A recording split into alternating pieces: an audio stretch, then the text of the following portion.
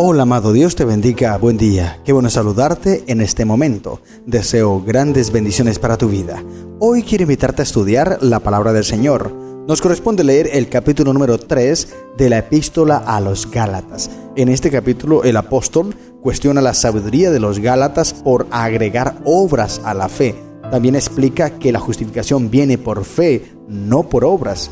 Analiza la relación entre la ley y la promesa y concluye que los creyentes son hijos de Dios por fe, no por la ley, sino por la fe. Pero ahora hay que entender muy bien, el hecho de que Pablo esté afirmando esto, que nosotros somos justificados por la fe, no quiere decir que él esté anulando la ley o que esté mencionando que la ley quedó anulada, porque esto es lo que muchos entienden, interpretan a su propia conveniencia, para su propia perdición, como dice el apóstol Pedro. Estos son los pasajes que son un poco complejos del apóstol Pablo para comprender, pero sí debemos estar claros en lo que Dios quiere enseñar. Y por eso vamos a leer este capítulo con mucha detención, con mucho análisis, para que el Señor sea el que nos oriente qué es lo que debemos hacer. Te invito entonces a leer el texto bíblico. Dice Gálatas 3. Oh Gálatas insensatos, ¿quién os fascinó para no obedecer a la verdad? A vosotros, ante cuyos ojos de Jesucristo fue ya presentado claramente entre vosotros como crucificado.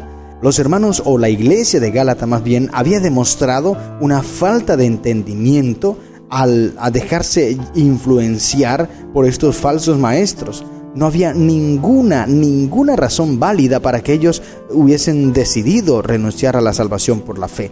Ellos simplemente se dejaron influenciar, se habían apartado muchísimo, y Pablo les escribe esta epístola con la esperanza de que comprendan su inconsecuencia y se aparten del evidente error en que habían caído. Y empieza a hablarles, dice el versículo 2, esto solo quiero saber de vosotros, ¿recibisteis el Espíritu por las obras de la ley o por el oír con fe?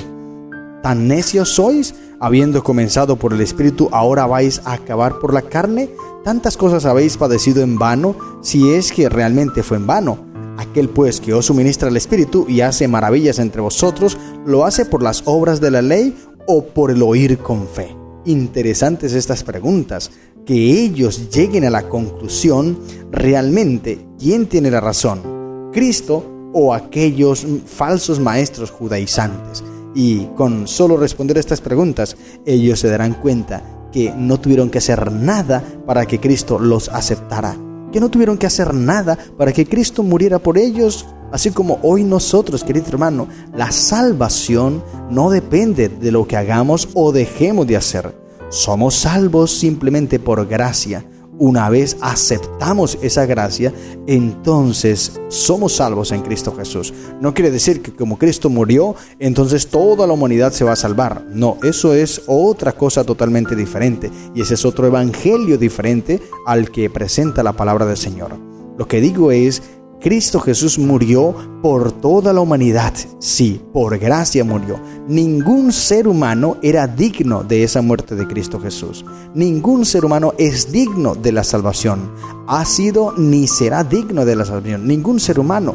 Por eso Cristo murió por gracia. Por gracia habéis sido salvos por medio de la fe.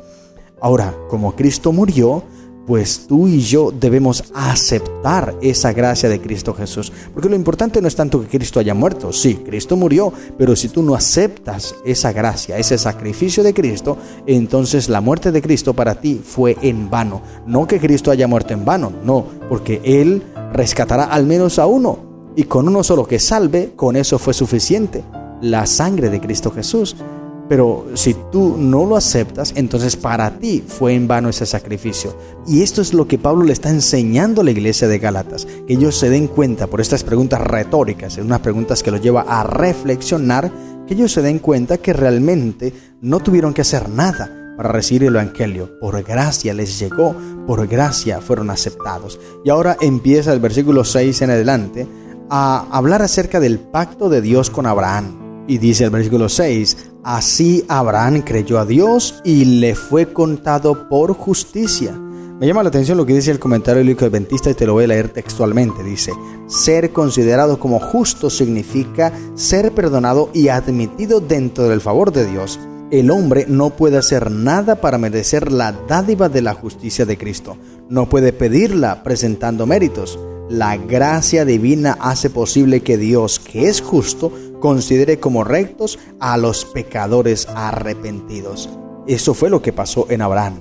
Él creyó a Dios, no porque él hizo las cosas, sino porque creyó en Dios, y entonces allí encontró gracia, encontró salvación. Y ahora luego afirma: sabed por tanto que los que son de fe, estos son hijos de Abraham. Y Pablo les habla de esta manera porque es que ellos tenían en un alto concepto a Abraham. Decían que eran hijos de Abraham. Y ahora Pablo les dice: bueno, si ustedes que dicen que son hijos de Abraham y están apegados a la ley, pues déjenme decirles que entonces no son hijos de Abraham, porque los hijos de Abraham son todos aquellos que son de la fe, es decir, todos los que tienen la misma fe inmutable que tuvo Abraham, son considerados como herederos espirituales, son justificados como él fue justificado y están en condiciones de recibir todas las bendiciones que se le prometieron a Abraham por fe. Nótese bien que el apóstol Pablo, y mañana vamos a leer un poco más acerca de este tema de Abraham, y es que Abraham fue justificado antes de ser circuncidado, porque aquí va a entrar a hablar acerca de la ley de la circuncisión. Antes de que entrara esa ley en Abraham, ya Dios lo había contado como justo. Esto es interesante. Eso demuestra que no es por obras, sino por fe. Y entonces luego continúa hablando, y te invito para que siga leyendo el texto bíblico. Allí el apóstol va a empezar a hablar acerca de la ley y de la fe, esa relación que hay entre los dos. Y el versículo 17 dice: esto pues digo, el pacto previamente ratificado por Dios para con Cristo, la ley que vino 430 años después, no lo abroga por invalidar la promesa. Mira esto interesante que presenta aquí el apóstol. Y cuando dice la ley, se refiere a todo el sistema legal dentro del cual Israel fue constituido allí en el Sinaí como una teocracia, lo que incluía la ley moral que fue proclamada por Dios en persona y también el sistema ceremonial promulgado mediante Moisés. A esta ley se está refiriendo, no solamente a los 10 mandamientos, sino a la ceremonial, todo el compendio de ley.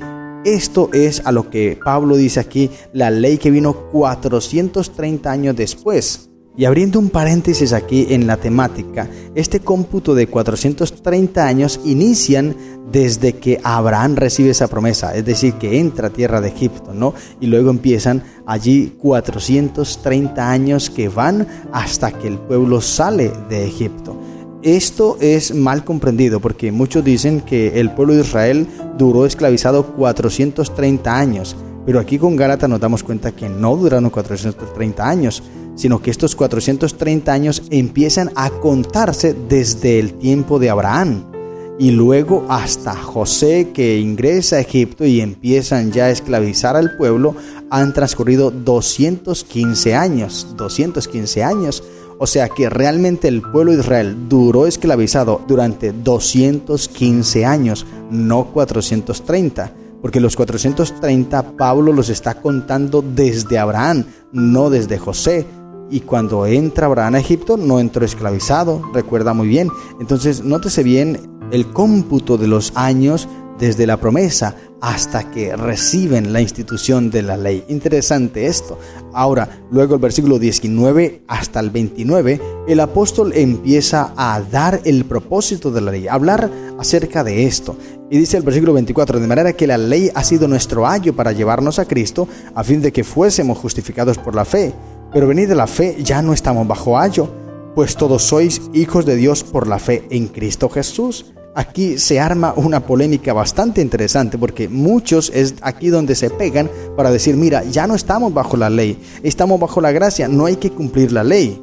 Ahora, ¿cuál es ese ayo del que está hablando el apóstol en este texto? La sierva del Señor dice allí en Mensajes Selectos, página 87 del año 1900, dice así: se me pregunta acerca de la ley de Gálatas, ¿cuál es el ayo para llevarnos a Cristo? Respondo, ambas, la ley ceremonial y el código moral de los 10 mandamientos. Y ahora, ¿por qué menciona la sierva del Señor que los dos son ese ayo que nos conduce a Cristo? Por un lado, la ley ceremonial, toda la ceremonia del rito, el derramamiento de sangre y todo lo que se hacía conducía a Cristo Jesús. Eso es lo que quiere decir el texto. No está diciendo que la ley termina con Cristo, sino que nos conduce. El propósito de la ley es Cristo Jesús. Ahora, esta ley ceremonial fue una sombra de Cristo. Todo lo que se hacía apuntaba a Cristo Jesús. Ahora, la ley de los 10 mandamientos me conduce a Cristo también. Porque tú y yo estamos en pecado, sí, hemos cometido un error. La ley no me puede justificar, no me puede salvar. Ella simplemente me muestra que estoy en un error y me envía a Cristo Jesús, quien me justifica y me perdona. La ley ceremonial igual no me podía perdonar porque una persona no era perdonada con la sangre del cabrito. Pues él debía creer en que un día vendría el verdadero Cordero. Por eso cuando leímos el libro de Juan, Evangelio según San Juan, capítulo 1, versículo 29, allí el apóstol Juan, o el evangelista Juan más bien, cuando ve a Jesús que viene, Juan el Bautista, ve a Jesús venir, descender a él, y entonces él señala y dice a todos los que estaban allí, ellos eran judíos los que estaban allí, conocían muy bien el sistema de sacrificios, conocían todo lo de la ley ceremonial. Entonces Juan el Bautista les dice: he aquí el Cordero de Dios que quita el pecado del mundo. Él les está diciendo: todos los corderos que ustedes sacrificaron de aquí hacia atrás apuntaban a este verdadero Cordero, que Él sí quita el pecado. Los otros corderos no quitaban el pecado, simplemente eran un ayo que nos conducía a Cristo. Esa es la ley ceremonial. Ahora, la ley de los 10 mandamientos es igual, no me quita el pecado, simplemente me muestra y me conduce a Cristo Jesús. Dice la sierva del Señor, Mensajes Selectos: cuando el pecador ve en Cristo la encarnación del amor que es infinito y desinteresado, así como lo es en la voluntad divina, se despierta en su corazón una disposición agradecida para caminar por donde Cristo lo lleve. Interesante. Y dice otro texto, Mensajes Selectos, página 23 del año 1896, la ley es una expresión del propósito de Dios. Cuando la recibimos en Cristo, se convierte en nuestro propósito. Nos eleva por encima del poder y los deseos y las tendencias naturales, por encima de las tentaciones que conducen al pecado. Gloria al Señor. Carta 165 del año 1901 dice: no es tan esencial entender los detalles precisos en cuanto a la relación de las dos leyes. De importancia mucho mayor es que sepamos si estamos quebrantando la ley de Dios, si podemos considerarnos como obedientes o desobedientes ante los santos preceptos. Muy importante este pensamiento. Entonces no es tanto ponernos a discutir qué relación hay entre la ley ceremonial y la ley de los 10 mandamientos, si quedó abolida o no quedó abolida. No, lo importante es si tú estás desobedeciendo a la ley del Señor o estás siendo fiel a los mandatos que Cristo Jesús te da. Mensajes Selectos, página 50 del año 1900 dice: cuando la mente es atraída a la cruz del Calvario, con visión imperfecta se discierne a Cristo en la oprobiosa cruz. ¿Por qué murió? Debido al pecado. ¿Qué es pecado? La transgresión de la ley. Entonces los ojos se abren para ver el carácter del pecado. La ley es quebrantada, pero no puede perdonar al transgresor. Es nuestro ayo que condena al castigo. ¿Dónde está el remedio? La ley nos lleva a Cristo, que colgó de la cruz para que pudiera impartir su justicia a hombres caídos y pecadores, y de esa manera presentarlos ante su Padre en el carácter justo de Cristo. Gloria a Dios. Esta es la explicación. Entonces todo lo que Pablo está aquí mencionando es esto mismo. No es que la ley haya quedado abolida, no, la ley de los 10 mandamientos sigue vigente porque es la que nos muestra el pecado.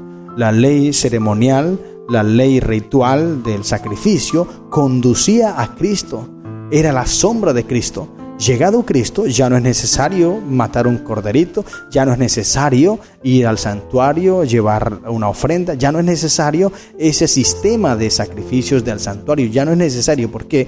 Porque como dijo Juan, el texto que te leí hace un momento, Juan dijo: he aquí el Cordero de Dios que quita el pecado del mundo. Cristo Jesús es ese verdadero Cordero Pascual. Pero en cuanto a la ley de los 10 mandamientos, sigue vigente, porque tú no puedes decir que ya matar no es pecado, porque sigue siendo pecado. Tú no puedes decir que adulterar no es pecado, porque sigue siendo pecado. Tú no puedes afirmar que decir mentiras no es pecado, porque sí es pecado levantar falso testimonio contra nuestro prójimo. Tú no puedes decir que podemos adorar imágenes y eso no es pecado, porque sí es pecado. Ahora, ¿quién nos determina qué es pecado? Pues la ley de Dios, allí está. Pero ella no nos salva del pecado, simplemente nos muestra el pecado. Es ese espejo que me muestra que estoy sucio, pero yo no puedo lavarme con ese espejo. Ese espejo me está diciendo indirectamente, necesitas ir al agua, limpiarte con agua. Eso es igual, la ley me muestra que estoy en pecado, pero ella no me puede limpiar, simplemente me dice, necesitas limpiarte. ¿Y quién es el único que lo puede hacer? Cristo Jesús. Por eso, querido hermano, es que debemos estar anclados en Cristo, seguros en Él, como dice el versículo 29, y termina el apóstol diciendo, si vosotros sois de Cristo, ciertamente linaje de Abraham sois y herederos según la promesa. Entonces, ¿qué es lo que tenemos que hacer?